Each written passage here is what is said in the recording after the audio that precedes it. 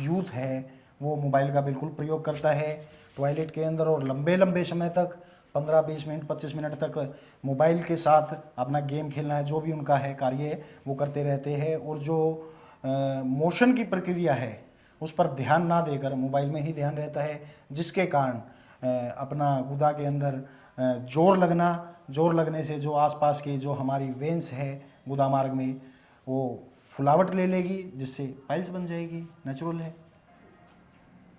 नमस्कार फरीदाबाद, मैं सौरभ भारद्वाज और आज हम पहुंचे हैं रोहतक के नंदिनी हॉस्पिटल में और हमारे साथ हैं डॉक्टर विनय कुमार हैं और उनके साथ हम बातचीत करेंगे और ख़ास तौर से बातचीत करेंगे गुदा रोगों पर।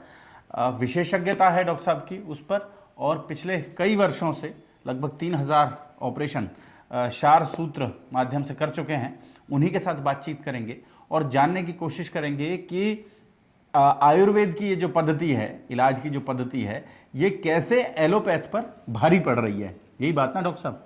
और बहुत बड़ी तादाद में फरीदाबाद के रोगी यहाँ रोहतक तक पहुँचते हैं और केवल फरीदाबाद से नहीं, हम लोग पहँचे हैं डॉक्टर साहब शायद 2 दिन पानीपत भी बैठते हैं। डॉक्टर 2 दिन पानीपत, शनिवार इतवार पानीपत बैठते हैं। और सबसे बड़ी बात, अंडमान तक से मरीज यहाँ डॉक्टर साहब के पास रोहतक पहुँचते हैं और यही वजह है आज हम भी रोहतक पहुँचे हैं। और ये आपके लिए ये जो खबर है, ख़ास खबर है, ये जो जानकारी है, आप कह लें अवेयरनेस के लिए हम लोग यहाँ डॉक्टर साहब से बातचीत करेंगे। डॉक्टर साहब नमस्कार सर। और सबसे पहले बात शुरू करेंगे, वो क्या वजह है डॉक्टर साहब, ये जो लाइफस्टाइल है, लाइफस्टाइल की वजह से बहुत सारी जो प्रॉब्लम्स हैं वो लोगों को आ रही हैं।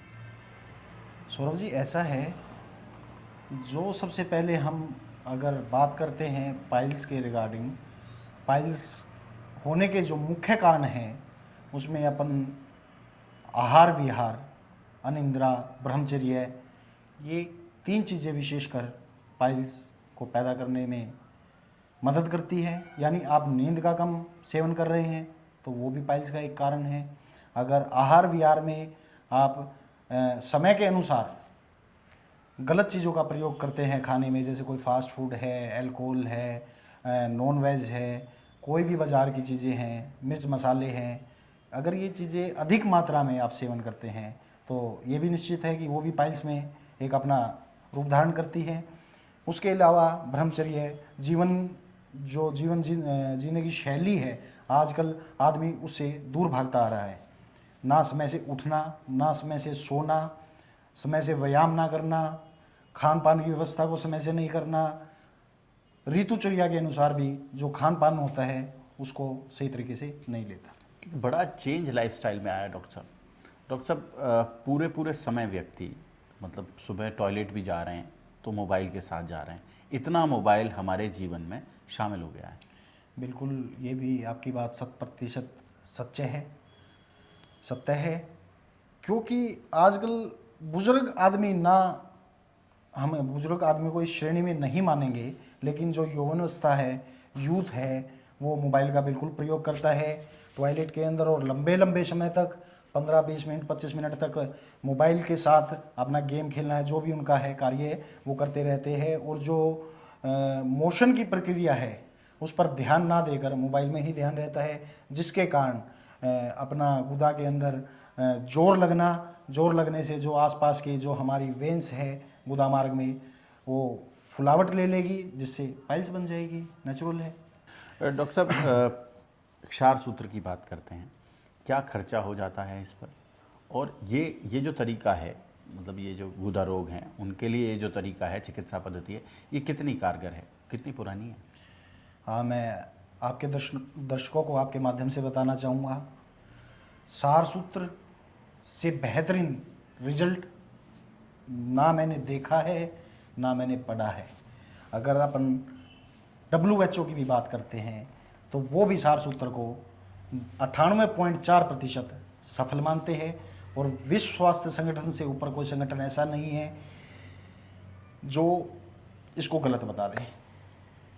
बिल्कुल 100% मैं ये मानता हूँ, WHO 98.4 मानता है, मैं 100% इसमें रिजल्ट सक्सेस रेट मानता हूँ। ओके। और डॉक्टर साहब इस विधि से इलाज कराने के क्या खर्चे आते हैं? अगर हम पाइल्स और फिशर की बात करते हैं। पाइल्स को बवासीर बोल लीजिए, आप मॉडर्न तकनीक में हेमरोइड बोल दीजिए। फिशर को मेरे हिसाब से बहुत से ऐसे हैं जो सार सूत्र से इलाज करते हैं, उन्हें फिशर का आयुर्वेद में क्या मतलब है वो नहीं पता होगा, जिसे हम गुज्जीर बोलते हैं। इसमें तकरीबन 10 से 12 हज़ार के आसपास हमारा खर्च रहता है, कुछ हज़ार 2 हज़ार ऊपर नीचे हो जाता है, वो डिपेंड ऑन कंडीशन पेशेंट की क्या है। उसके अलावा फिस्टुला और पीएनएस, पाइलोनेफ्राइटिस साइनस, इसका हम ट्रैक देखने के बाद ही खर्च बता पाएंगे। और दूसरी बात, बवासीर व फिशर जो हम इलाज करते हैं 5 से 7 दिन में गारंटी से इलाज करते हैं। अगर जीवन में ये बीमारी दोबारा होती है तो हम कभी दोबारा शुल्क भी नहीं लेते। अच्छा, मतलब कोई व्यक्ति आपसे इलाज कराए और उसको कभी दोबारा ये रोग हो जाए तो आप उसका पैसा भी उससे चार्ज नहीं करते हैं जी, दोबारा भी उसको फ्री करके देंगे जी। डॉक्टर साहब, ये तो हो गया रोग के बाद। इस रोग से बचने के लिए, ये रोग ना हो, लोग स्वस्थ रहें, उसके लिए लोग क्या क्या अपने दैनिक जीवन में परिवर्तन लाएं, अपने खान पान में परिवर्तन लाएं? सौरभ जी, इससे बचने के लिए सबसे पहले सुबह इंसान उठता है, उठने के बाद सबसे पहले फ्रेश हुए। अगर आप गुनगुना पानी पीना चाहते हैं तो वो पिए, शहद लेना चाहते हैं तो शहद लिए। उसके बाद आप हल्की फुल्की एक्सरसाइज ज़रूर करें। उसके बाद जो दिनचर्या का नियम है, दातुन करें। दातुन के बाद अपना रेडी होए, जो ब्रेकफास्ट है, ब्रेकफास्ट हमेशा हैवी लें। पराठों को थोड़ा सा अवॉइड करें क्योंकि अक्सर पराठे बहुत ज़्यादा खाते हैं लोग। और अपना, मेरा कहने का भावार्थ ये है कि पूरे दिन में, आजकल तो हेल्थ मोबाइलों के अंदर भी ऐप चली हुई है दुनिया भर की कि 6000 कदम चलना ज़रूरी है जब भी आपका 100% गोल पूरा होगा। तो मेरा भी कहने का भावार्थ ये है कि कम से कम 2.5-3 किलोमीटर डेली ज़रूर चले। जो पानी है वो प्रॉपर तरीके से बैठकर पिएं, 8 से 10 लीटर तक पानी पिए। फाइबर युक्त चीज़ों का सेवन करें जो सीजन के हिसाब से होती है, पपीता है, अपना सैलेड के अंदर खीरा है, जो भी है फाइबर्स वाली चीज़ें, उसका प्रॉपर तरीके से सेवन करें। रात को जो सबसे बड़ी गलती हर इंसान करता है, उसमें मैं हूँ, आप हो, कोई भी हो, रात को जो खाना होता है वो 9-10 बजे के आसपास लोग खाते हैं। उसके बाद खाना खाने के बाद वो सो जाते हैं।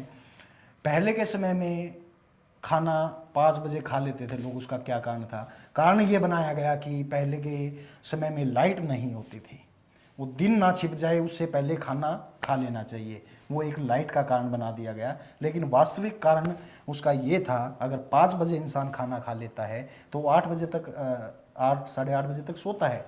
उन 3 घंटे के दौरान में जो उसकी मूवमेंट होती है शरीर की, वो उस खाने को पचाने का काम करती थी।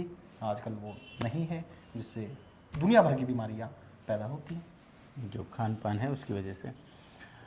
डॉक्टर साहब, आपका लंबा अनुभव है इस बीमारी को लेकर। आम तौर पर इस बीमारी के विषय में, पाइल्स के विषय में, जो लोग परेशान हैं इससे, वो इस पर कहीं चर्चा नहीं करते, कहीं बातचीत नहीं करते और लगातार इस बीमारी को लेकर परेशान रहते हैं। सवाल ये है कि उन लोगों के भीतर जागरूकता पैदा करने के लिए, उनको अवेयर करने के लिए भी आप कोई स्कीम चलाते हैं, कोई योजनाएं आप कोई बिल्कुल सौरभ जी, मैंने कई बार हरियाणा में विशाल कैंपों का आयोजन किया। और वो आयोजन किस तरीके से थे, जैसे गांव के पंच या सरपंच होते हैं, वो उस मुहिम में हमारे साथ आगे बढ़ चढ़ कर हिस्सा लिया। गांव के लोगों को इकट्ठा किया, एक प्लेटफॉर्म दिया। उस प्लेटफॉर्म से हमने लोगों को समझाया ये कोई छुआछूत की बीमारी नहीं है, ये कोई गुप्त बीमारी नहीं है। क्योंकि पहले के समय में इस बीमारी को लेकर मजाक बना दिया जाता था। इस बीमारी को ऐसा सोचते थे कि कोई ये सेक्सुअल ट्रांसमिटेड। पंचायत, अभी एक ऐप वेब सीरीज़ आई पंचायत, तो उसमें बड़ा इसी को लेकर एक बड़ा विवाद हुआ। वो नारा लिखा गया दीवार पर, परिवार नियोजन से संबंधित था। 2 बच्चे मीठी खीर और तीसरा बच्चा बवासीर, ऐसा करके वो लिखा गया और उस पर काफ़ी हंगामा भी हुआ। तो इस बीमारी को लेकर बहुत सारी जो लोगों के बीच एक आप कह सकते हैं भ्रांतियां हैं और लोगों के बीच इस पर चर्चा नहीं करना है। मतलब लोग समझते हैं कि ये बीमारी है तो किसी को बताएंगे तो वो पता नहीं इसके बारे में क्या सोचेगा। जी आपकी बात करता हूँ मैं, जो आपने वेब सीरीज़ देखी पंचायत वाली, ये बवासीर भी उतनी ही खतरनाक है साहब जितना 3 4 5 बच्चे पैदा करना है। जी क्योंकि आज के समय में अगर देखा जाए, जो बेरोजगारी है या जो हमारे व्यवसाय थे वो बिल्कुल कम होते जा रहे हैं।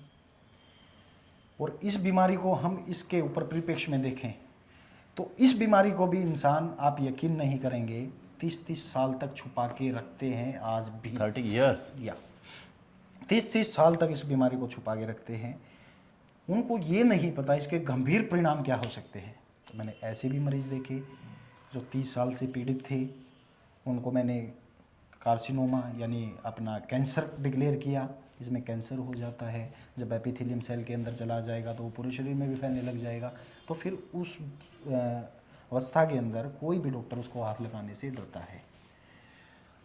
चलो 1% डॉक्टर उसको हाथ भी लगा देगा क्योंकि डॉक्टर का पेशा है मरीज़ को बचाना, लेकिन उसका जीवन पूरी तरीके से खराब हो जाएगा।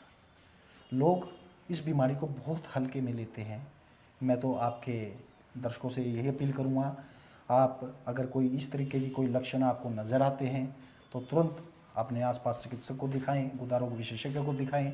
आप किसी जर्नल फिजिशियन पे इस बीमारी को लेके नहीं जाइए क्योंकि जर्नल फिजिशियन इसको नहीं पहचान पाएंगे। डॉक्टर साहब पहले कहते थे कि वो एक इंजेक्शन में ख़त्म हो जाती है ये बीमारी, वो क्या है डॉक्टर साहब?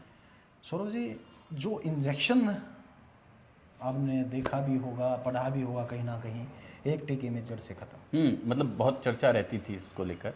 वो टीका साहब, मैं तकरीबन 3 साल से उसके बारे में बात करता आ रहा हूँ। वो टीका एक फिनोल है। फिनोल एक एसिड होता है जिसमें बादाम रोगन का ऑयल का मिश्रण कर दिया जाता है। यानी आप 10% फिनोल ले रहे हैं तो 90% आप बादाम रोगन का ऑयल लेंगे, उसका मिश्रण बन जाएगा। जो हमारी पाइल्स होती है, हेमरोइड होती है, अर्श होता है, उसके अंदर उसको इंजेक्टेबल कर देते हैं, जिससे क्या है वो मस्सा है जो पूरा जल जाता है। अब छोटी सी बात है, मैं कई बार सोचता हूँ अगर तेज़ाब हमारी कहीं बाहर स्किन पर भी डल जाए तो उसके क्या घातक परिणाम हो सकते हैं। और हम तो ऐसे रास्ते की बात कर रहे हैं जहाँ आदमी नाम लेने से भी डरता है। जी तो मैं तो यही अपील करता हूँ, आप इंजेक्शनों के चक्कर में ना फंसें। मैं ये नहीं कहता कि इस हिंदुस्तान के सारे मरीज़ मेरे पास आ जाइए, वो पॉसिबल भी नहीं है। हाँ, मैं ये ज़रूर कहूँगा कि आप आयुर्वेद पर भरोसा कीजिए। आयुर्वेद में वो ताकत है जो किसी के पास नहीं है। कोरोना काल में भी आपने बड़े अच्छे से देखा, आपने खूब कवरेज की होगी कोरोना काल में। आयुर्वेद ने जो लोगों को बचाया है, जो स्थान आयुर्वेद का कोरोना काल से बढ़ा है, वो लाजवाब है। डॉक्टर साहब, क्षार सूत्र इसकी विशेषज्ञता है आपके पास और आप 3000 से ज़्यादा सर्जरी कर चुके हैं इस माध्यम से। अगर हम बात करें जो एलोपैथी के जो इलाज हैं और जो आयुर्वेद के इलाज हैं, इन दोनों में कितना डिफरेंस? अब सौरभ जी, मैं आपकी बात को काटता हूँ। पहली बात, सार सूत्र एक कोई ऑपरेशन नहीं है, एक टर्म दिया गया है शल्य चिकित्सा। जी, इसमें किसी भी तरह का सार सूत्र करने पर कोई भी इंसिजन नहीं दिया जाता, कोई ब्लेड यूज नहीं होता, कोई किसी तरह का सूचर या टाका नहीं लगता, पहली बात। दूसरी बात, आप बात कर रहे हैं एलोपैथ और होम्योपैथी के मुकाबले। होम्योपैथी मेडिसिन है, उसके पास ये उपाधि है ही नहीं कि वो सार सूत्र या किसी अन्य रास्ते पर जा सके। तीसरा आता है एलोपैथ। एलोपैथ के अंदर पाइल्स को सुपरफेशियल काट दिया जाता है, सूचर कर दिए जाएंगे।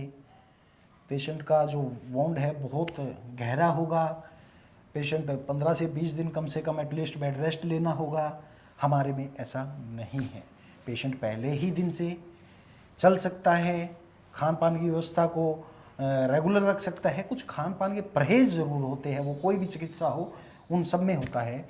खान पान की व्यवस्था हो गई, उसके बाद रिजल्ट की बात करते हैं तो रिजल्ट तो इसमें कितने दिन एडमिट रहना पड़ता है डॉक्टर? इसमें तो हम विद इन 30 मिनट के अंदर डिस्चार्ज कर देते हैं। अच्छा, जी 30 मिनट के अंदर? 30 मिनट, ओके।